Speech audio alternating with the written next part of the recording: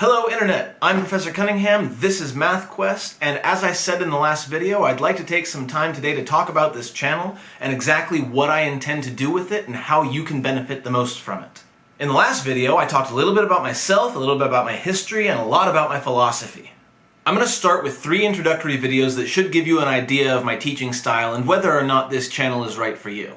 The first one is going to talk about where numbers come from and how they work and why we even use them in the first place. The second is going to address the age-old question, is math something that we discovered or is it something that we made up? We're going to explore that by creating some math of our own and seeing what happens. The third video is going to be about the concept of infinity, which is one of the most difficult ideas that any student can encounter. After those 3 intro videos, I'm going to jump right into a comprehensive curriculum of math, starting at the kindergarten level and going all the way up through high school calculus. For the early grades, say kindergarten through about 5th grade, I'll be mostly directing my commentary to parents and older siblings and tutors who want to help younger students succeed in math. My teaching credential is a secondary credential. I specialize in middle school and high school students. I'm not all that great at communicating ideas to little kids. But what I can do is give you an idea of what to expect in your student's class and how you can best support them. Once we hit about the 6th grade level, I will begin to communicate directly to the students. For you parents and older siblings out there, 6th grade is about the time when it's important to start backing off and letting your student do what they're going to do and learn what they're going to learn at their own pace. If they're going to struggle, they're going to struggle, but they're going to have to learn to get past those struggles on their own. Or, better yet, by working together with their peers and developing those interpersonal and collaborative skills that are going to be so important later on in life. Now, as I said in the last video, every grade in Common Core, oh, there are those words again, Common Core. Yes, every single lesson that I teach is going to be fully aligned and immersed in the Common Core. However, even if you are not a US citizen or you don't work with Common Core yourself or your student isn't in the Common Core program, these will still be helpful videos to you. However, I will be providing the names and descriptions of each Common Core standard as I get to them in order to help organize, especially for those students and parents and teachers who are working with Common Core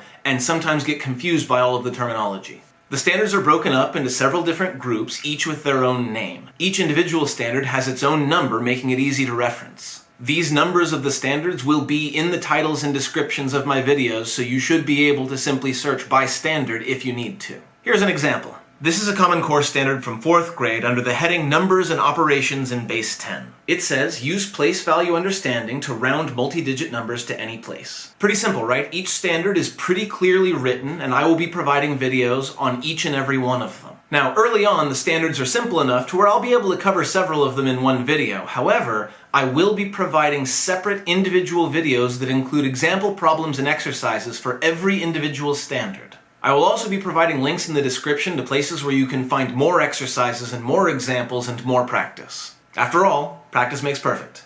Or adequate. If at any point I'm speaking too fast for you, I recommend going to the settings in the bottom right corner of this video and changing the speed so that it slows me down or speeds me up as you prefer. I also recommend that you pause every now and again, think about what I've been saying, maybe write down some notes, and make sure you're really internalizing the concepts that we're talking about. You should always feel free to go back to an earlier video if you need a refresher, and I will try to provide links to earlier videos if they're relevant to a current topic. On the videos where I do example problems, after I write a problem down, you should really pause the video and attempt to work out the problem on your own before watching me do it. As I said before in my last video, math isn't something that you can learn just by watching somebody else do it. You have to try it yourself. You have to make mistakes on your own, and that way you'll begin to understand where you tend to make those mistakes, and you can figure out what you need to get better at. If you just watch me do problems and then try to do problems on your own, the moment you come up against a problem that is even slightly different than the one that I did, you're going to have a hard time dealing with it. Later on, I might consider downloadable worksheets or something along those lines. I may even do some live stream question and answer sessions if that's something that people are interested in. I don't know, you tell me. Go down into the comments and tell me how I can best support you.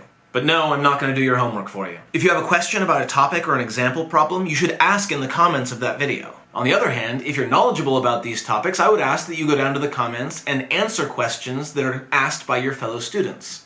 I'll answer as many as I can, but I'm only one person and I only have so much time. And we're all in this together. We all get better when we all help each other. Now, as we continue through this, it is my hope that I will not be the only source of information for you. One that I recommend all the time, and that I will be linking to often in the descriptions of my videos, is Khan Academy. Khan Academy is a free site that has all kinds of videos and problem sets and articles that you can read. If you're looking for practice worksheets, then the websites K5 Learning and Kuda Software offer free worksheets for basically any skill level. Finally, you can always just try Googling your question. Just type the topic that you're currently studying into Google or type a specific question into Google, and you should come up with a lot of really good results. So, to summarize, this YouTube series will be broken down into grade levels. Each grade level is broken down into categories, and each category contains one or more individual standards that I will be looking at one at a time. And throughout it all, we will be constantly keeping in the back of our minds those 8 mathematical practice standards that I showed you last video. And again, even if you don't like Common Core, even if you think it's the worst thing ever, even if you live in a place that doesn't even have Common Core or you don't even know what it is, these videos will still be beneficial for you. Any questions? Is there anything about this channel or these topics or these standards that I can clear up for you? Feel free to ask. So, I hope you'll join me next time when we talk about numbers and where they come from and why we started using them in the first place. Until then, I hope you show your support by liking this video and subscribing. And if you have the means, please consider supporting me via Patreon or Ko-fi. Thank you very much for watching, and I hope your day is math-tastic. No, that one's even worse.